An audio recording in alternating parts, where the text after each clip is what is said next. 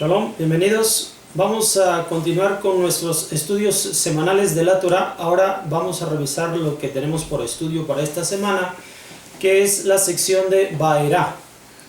Vamos a analizar el primer lector. El tema, la hospitalidad y su recompensa.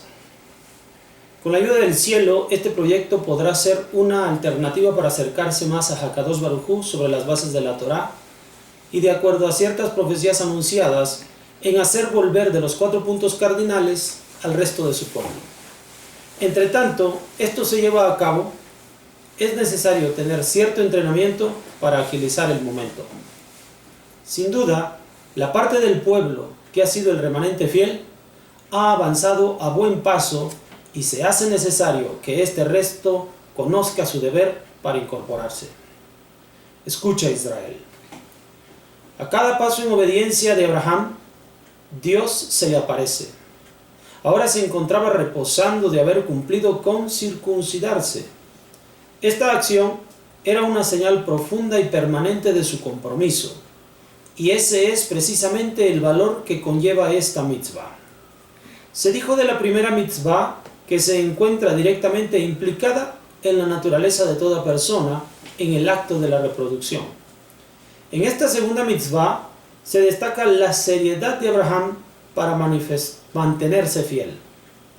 El Zohar menciona: vino el tiempo de la poda, Samir, es decir, Dios le dijo a Abraham que se circuncidara cuando el pacto existía en Abraham por la circuncisión. Todo ese versículo se completó en él. El mundo fue firmemente establecido y la palabra del Señor le llegó abiertamente. De ahí que está escrito: y el Señor se le apareció. Y aún no cesa en su misión cuando se presentan a él 3 caminantes.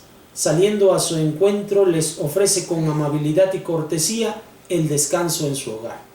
Les entrega agua para beber y refrescarse, reposar bajo la sombra de un árbol para disfrutar de un buen descanso, mientras les ofrece pan para comer. Esta es la hospitalidad de Abraham, una práctica más de su notable carácter de servicio a los demás y de Hakadosh Baruj Hu. Su amada esposa también participa de las atenciones mientras ella hornea las hogazas de pan.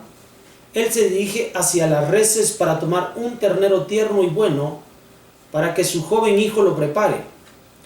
Abraham atiende a la mesa de los invitados colocando delante de ellos crema y leche y también el ternero. La forma de servir la mesa, anticipando los derivados lácteos a la ingesta de la carne, más tarde será desarrollada dentro de las leyes a guardar en cuanto a los alimentos. Otra cosa por aprender es agradecer las atenciones recibidas, una cortesía que los visitantes practican para con la familia, deseando a ellos una buena vida, e inclusive van más allá y entregan a ellos un mensaje que procede del cielo para engendrar un hijo entre Abraham y Sara. Esto abiertamente deja saber el origen de los visitantes. El relato da inicio con la aparición de Hakadosh Baruj Hu y ahora menciona en la promesa entregada: de cierto volveré a ti. Por lo tanto, estos hombres son mensajeros de Dios, más conocidos como ángeles. No se confunda este hecho en que los ángeles se han convertido en 3 personas como para darle oportunidad al concepto de la Trinidad. No es Dios el que está hecho a imagen y semejanza del hombre, sino al contrario, es el hombre el que está hecho a imagen y semejanza de Dios. Tampoco habrá que confundir con una visita celestial de ángeles pensando que es Dios mismo. Cualquiera que reciba una noticia semejante a la que recibieron Abraham y Sara, pondrá en tela de duda las cosas y reaccionará de forma natural como ella lo hizo.